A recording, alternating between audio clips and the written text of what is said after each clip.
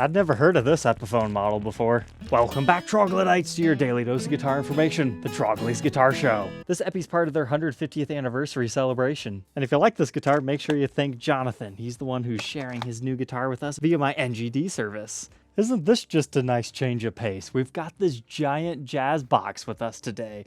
So this was a model in 1948 until 1957. Now, why does it stop at that point? Well, Gibson buys out their competition, Epiphone, and things start to change. Over the years, there were a few different specs of these, and I'm not necessarily a leading expert. I never even knew the Zephyr DeLuxe Regent was a thing. So we're just going to enjoy this for what it is today.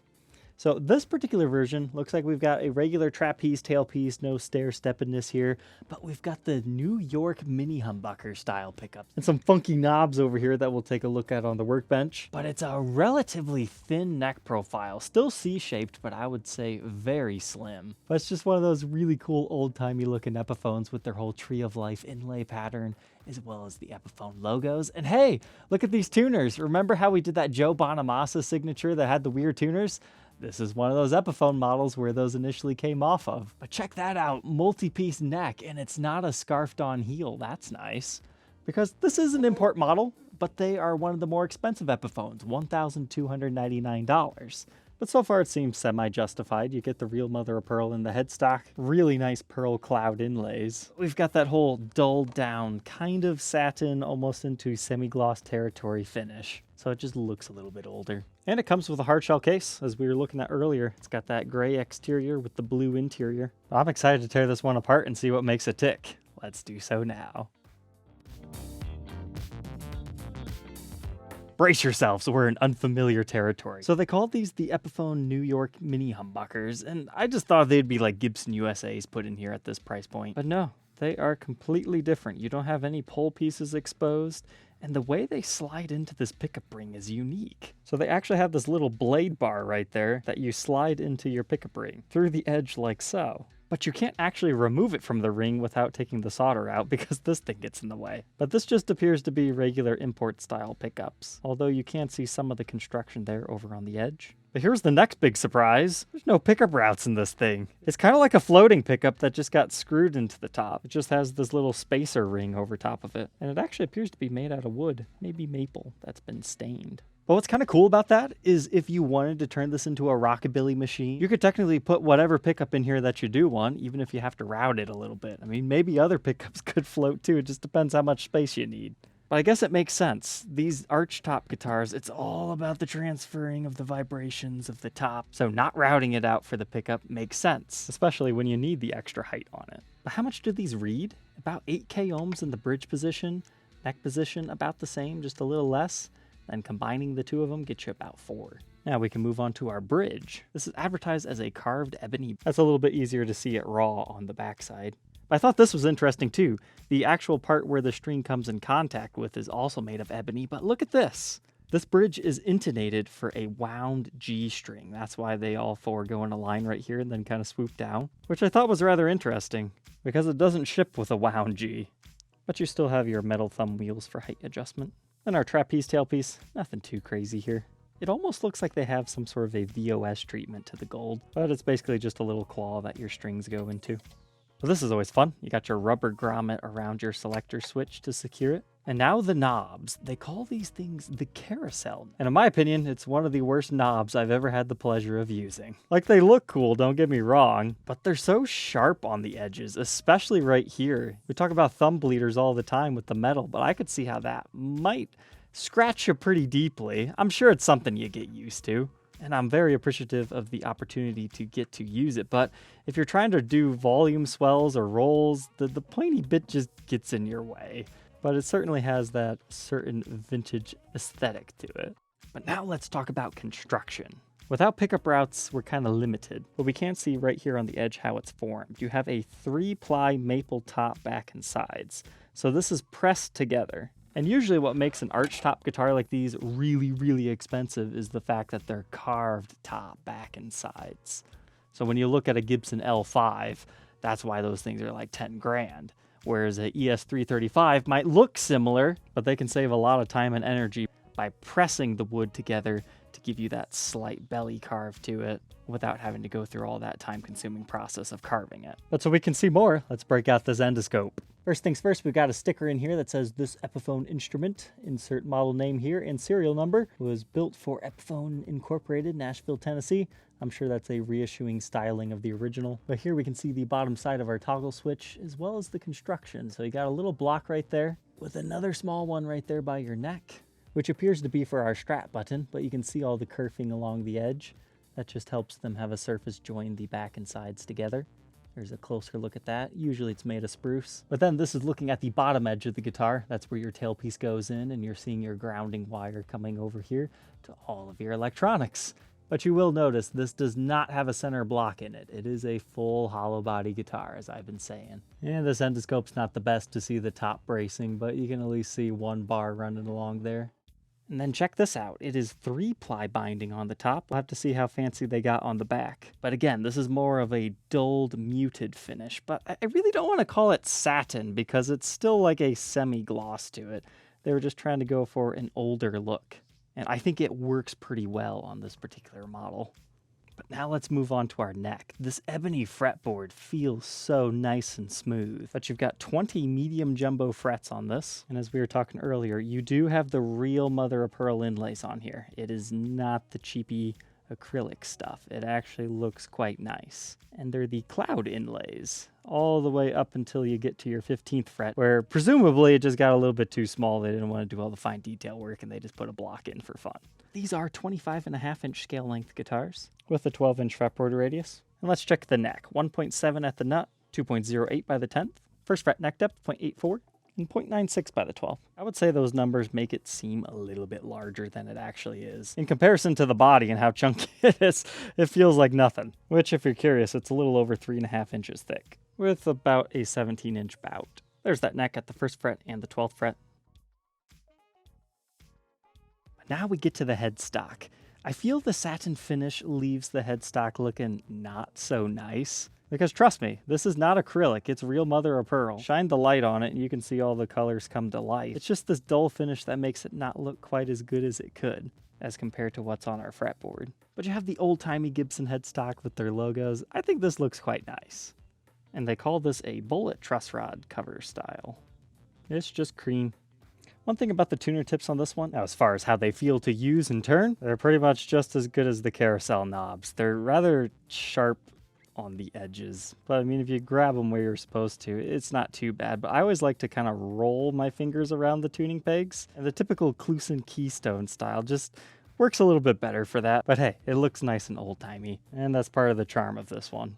But our headstock is also triple bound, and the headstock's binding meets the neck's binding right underneath the nut. But check out this weird pickguard. So it's got that tortoiseshell-like exterior.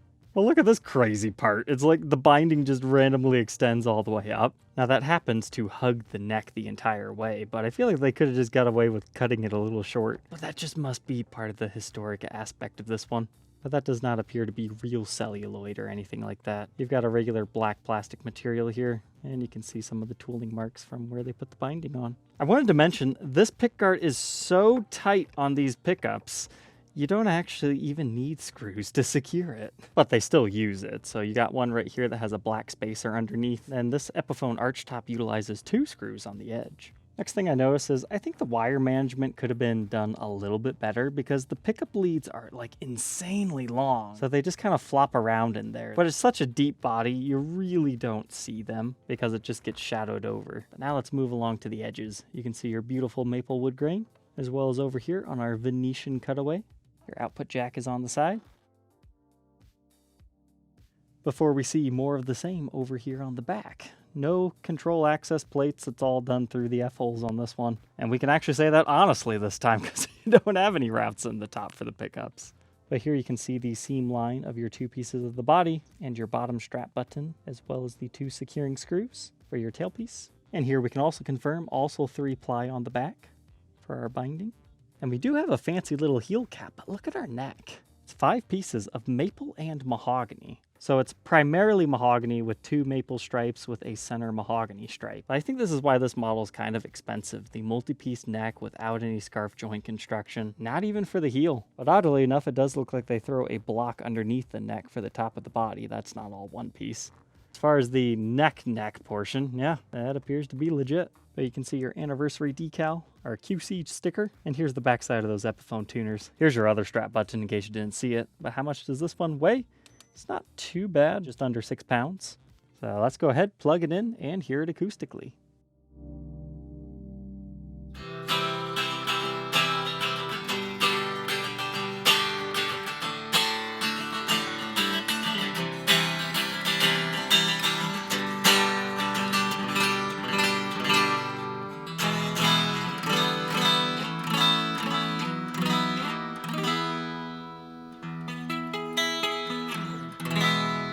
It's got okay sound to it. I'm not going to say it projects across the entire room. But it's got a little bit more of a guttural pum pum pum pum as compared to like a 335. So now let's figure out these New Yorker mini humbuckers together.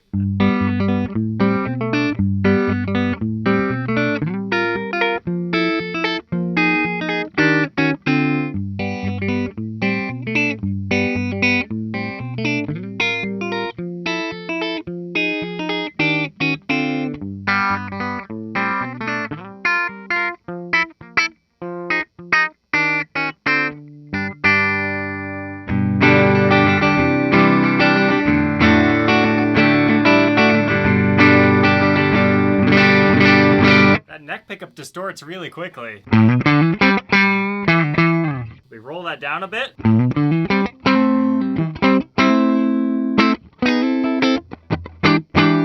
Sounds a little bit more jazzy. Let's play with that tone control on the neck pickup too.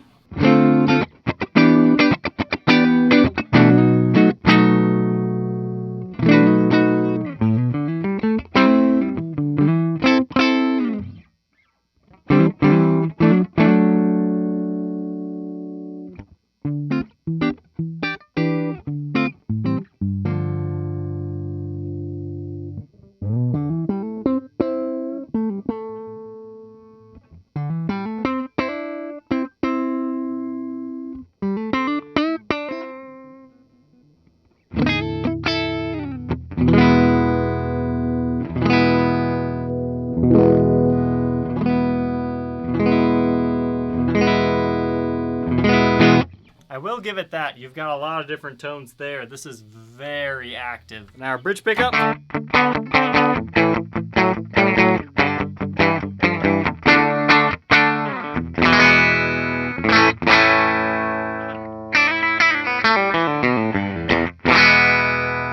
But let's mess around with the tone controls on that.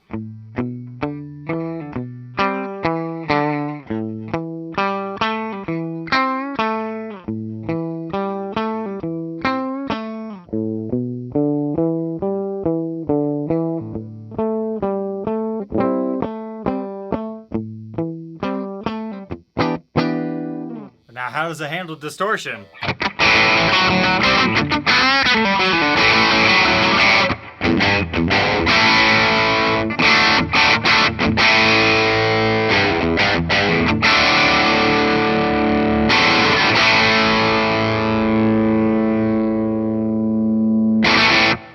That's weird. I was expecting Squealy City. Let me turn my gain up.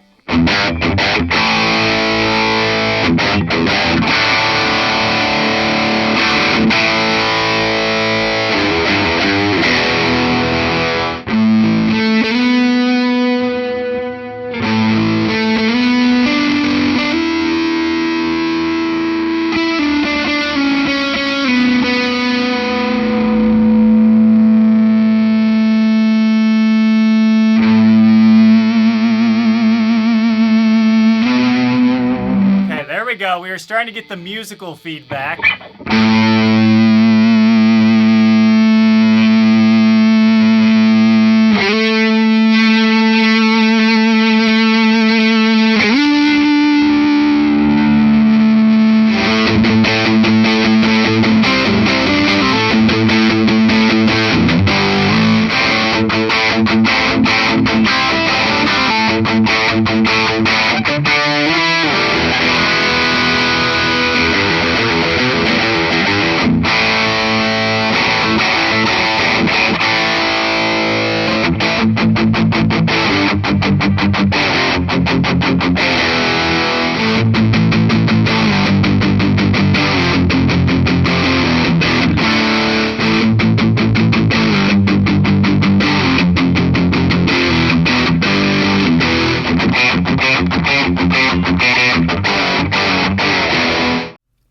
that was a lot of fun. I learned some interesting stuff today. I hope you guys did too. I was expecting this to just be a gigantic feedback, unusable, distorted guitar, but in fact, I ended up preferring it for those kinds of tones. It's a very bright sounding guitar, but that's kind of what I was expecting. But as I showed you in the demo, you can always tone that down with these controls down here or play with your volume controls. There's a lot of things you could coax out of this, especially if you're more of like a jazzy guitar player. Maybe you want to do some rockabilly. Is this a guitar I would personally buy and own? Not necessarily, but that's just because it's not the style of guitar I generally gravitate towards. But thank you, Jonathan, for sharing your new guitar with us, because it was a lot of fun getting to learn new stuff. At the end of the day, it still smells like a Chinese Epiphone, but you get the cool looks to it, and it appears to be pretty well made. The only thing that bugs me is the cable management. You can hear it shaking around in here. But alright, troglodytes, don't forget to like, comment, and subscribe, and we'll catch you tomorrow on the next one.